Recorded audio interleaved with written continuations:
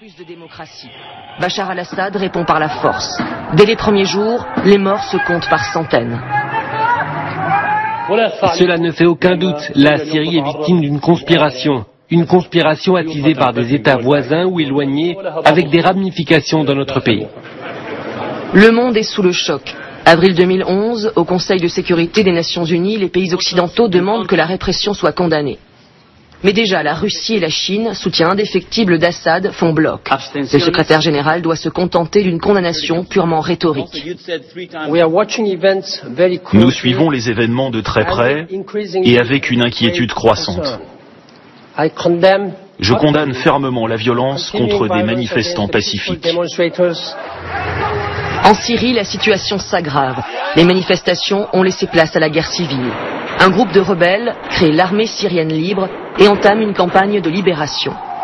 L'Union européenne tente de riposter par des sanctions économiques, mais les 27 peinent à arrêter une position commune forte. En février 2012, l'ONU dépêche son meilleur émissaire, Kofi Annan. Il négocie avec Bachar al-Assad un cessez-le-feu, mais celui-ci n'est pas respecté. Impuissants, les observateurs des Nations Unies quittent le pays en juin. Peu après, Kofi Annan, lui aussi, jette l'éponge. La communauté internationale pourrait faire plus. Elle pourrait être plus utile si elle parvenait à travailler de concert pour exercer une pression réelle sur les protagonistes du conflit. Le conflit franchit un nouveau palier. Les ONG mettent en garde contre une catastrophe humanitaire. Au printemps 2013, on commence à soupçonner les deux camps d'avoir recours aux armes chimiques.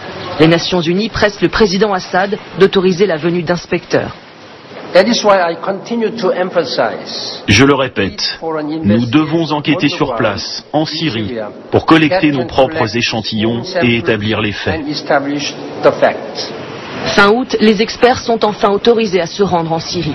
Quelques jours plus tard, aura lieu une des attaques à l'arme chimique parmi les plus meurtrières de ces dernières années. Bilan, près de 1500 victimes. Bachar al-Assad nie toute responsabilité.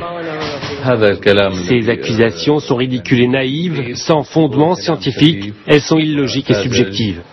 Depuis, le monde discute des conséquences, tandis qu'en Syrie, les violences se poursuivent. 2 ans et demi de conflit, 2 ans et demi de blocage diplomatique et une toute petite étincelle d'espoir.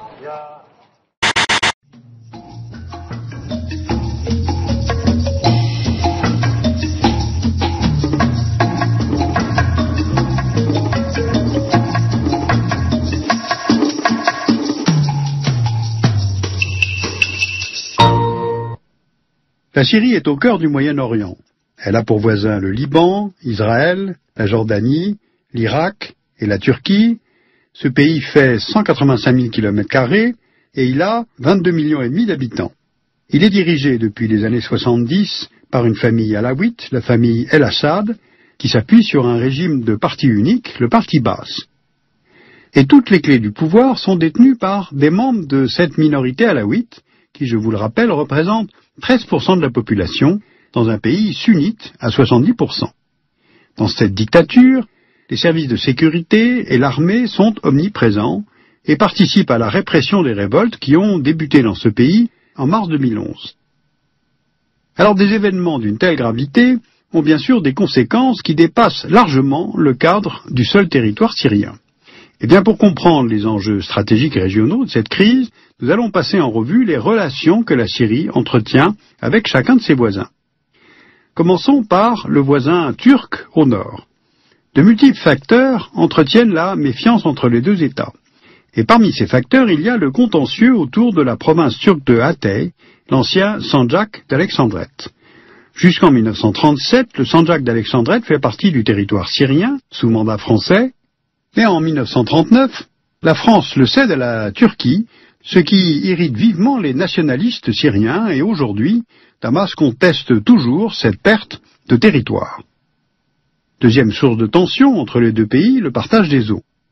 L'Euphrate, vous le voyez, traverse la Syrie en direction du sud-est, et en amont, la Turquie a construit plusieurs barrages sur le fleuve, dont le grand barrage Atatürk, ce qui déplaît aux autorités syriennes, car ces infrastructures contribuent à réduire le débit du fleuve sur un territoire où il y a relativement peu d'eau disponible. Enfin, troisième facteur, il y a la question kurde. La population kurde se répartit principalement dans 4 États.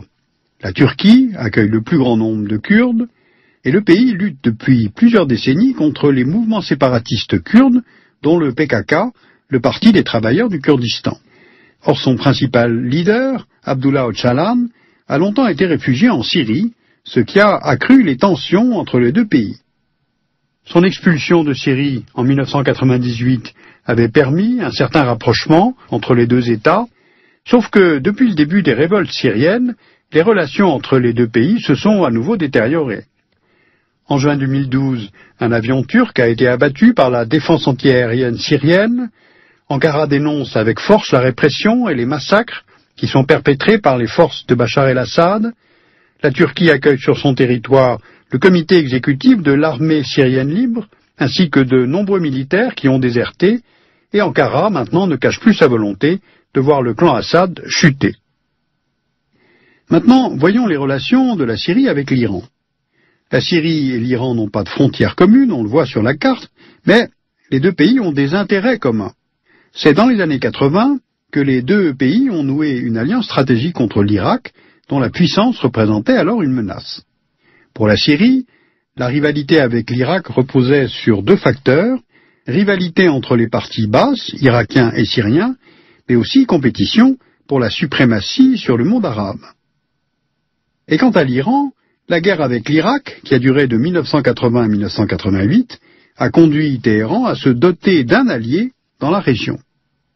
Le deuxième fondement de cette alliance, c'est l'opposition à Israël. La Syrie a dénoncé, dès 1948, la création de l'État hébreu. Aujourd'hui, la Syrie et l'Iran maintiennent la pression sur l'État d'Israël à partir du territoire libanais. Les deux États fournissent en effet des armes au Hezbollah, le mouvement chiite libanais, hostile à Israël. Or, cette alliance irano-syrienne est centrale pour comprendre la position de l'Arabie saoudite. Alors justement, quelle est-elle? La dynastie des Saouds, qui gère les premières réserves pétrolières mondiales, est depuis longtemps l'allié des États-Unis, alors que Damas, pour sa part, avait fait dès les années 70 le choix de l'alliance avec l'URSS. Alors malgré tout, les deux pays ont continué à entretenir des relations diplomatiques, mais en 2005, le Premier ministre libanais, Rafik Hariri, un sunnite d'origine saoudienne, est tué dans l'explosion de sa voiture, et tout le monde soupçonne le régime syrien d'avoir commandité l'attentat. Donc l'Arabie saoudite prend ses distances avec la Syrie, d'autant plus que Riyad, on l'a vu, voit d'un très mauvais œil l'alliance entre la Syrie et l'Iran chiite. C'est pourquoi, malgré son inquiétude face aux révoltes arabes, Riyad ne serait pas défavorable à un véritable changement de politique en Syrie qui éloignerait ainsi Damas de Téhéran. Un tel événement aurait alors des répercussions majeures sur la situation du Liban. Donc, suite de notre jeu de domino, arrêtons-nous maintenant sur ce tout petit voisin. Les histoires du Liban et de la Syrie sont étroitement liées. La Syrie a envoyé son armée au Liban en 1976 pour tenter de mettre un terme à la guerre interconfessionnelle dans le pays, et elle ne l'a retirée qu'en 2005, contrainte et forcée par une résolution des Nations Unies, justement après l'assassinat du Premier ministre libanais, Rafik Hariri. Et même si l'armée syrienne est partie, le Liban vit toujours sous l'influence de Damas, ce qui enlève à Beyrouth toute liberté de prendre position pour ou contre le régime syrien. Par ailleurs, la Syrie soutient le Hezbollah chiite au travers de la fourniture d'armes et de munitions. Ainsi, on le voit sur la carte, les positions militaires du Hezbollah au sud du Liban mettent le nord d'Israël en situation de vulnérabilité. Alors justement, qu'en est-il maintenant des positions d'Israël?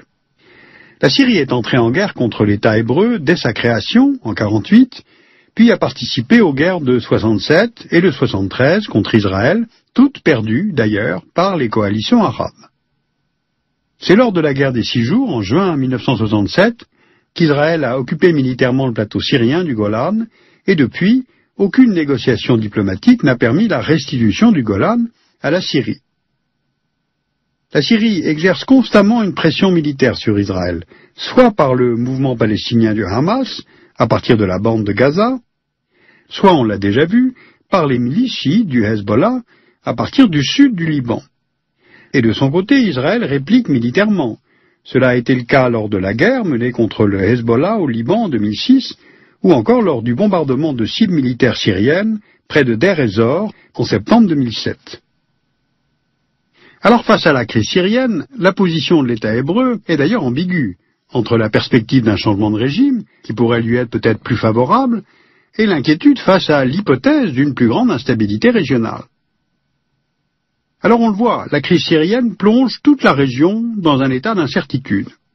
Deux axes géopolitiques se dessinent. Le premier, celui des alliés du régime syrien, avec l'Iran, l'Irak, qui est dirigé depuis la chute de Saddam Hussein par un gouvernement chiite, et le Hezbollah chiite au Liban. Et en face, on a un axe anti-Assad, avec la Turquie, le Koweït, l'Arabie Saoudite, Bahreïn, le Qatar et la Jordanie. Parmi les États de la région membres de la Ligue arabe, 6 d'entre eux se sont prononcés en novembre 2011 pour l'exclusion temporaire de la Syrie de l'organisation, et l'Irak est le seul pays membre de la région à s'être abstenu, tandis que le Liban a voté contre. Au-delà de cette échelle régionale, la crise syrienne implique également les 5 membres permanents du Conseil de sécurité des Nations Unies. Et là aussi, on voit que 2 ensembles se sont clairement constitués. D'un côté, on trouve un front occidental formé par les États-Unis, la France, la Grande-Bretagne et l'Union européenne, et ce front réclame le départ de Bachar el-Assad. Eh bien, ce sont pourtant ces mêmes États qui avaient tenté un rapprochement avec le régime syrien à partir de 2008. On se souvient par exemple de la présence de Bachar el-Assad en France au défilé du 14 juillet, au moment du lancement de l'Union pour la Méditerranée, et depuis le début de la répression, le retournement occidental est total. Gel des avoirs financiers, restriction des visas, sanctions commerciales et embargo européen sur les importations de pétrole syrien. De l'autre côté, on trouve la Russie et la Chine. Si la Chine est hostile à toute intervention dans les affaires intérieures d'un pays, la Russie, elle, est un allié historique de la Syrie et continue à lui vendre des armes. Donc, du fait des vétos russes et chinois, le Conseil de sécurité n'a pu adopter de résolution autorisant une intervention militaire ou même condamnant le régime.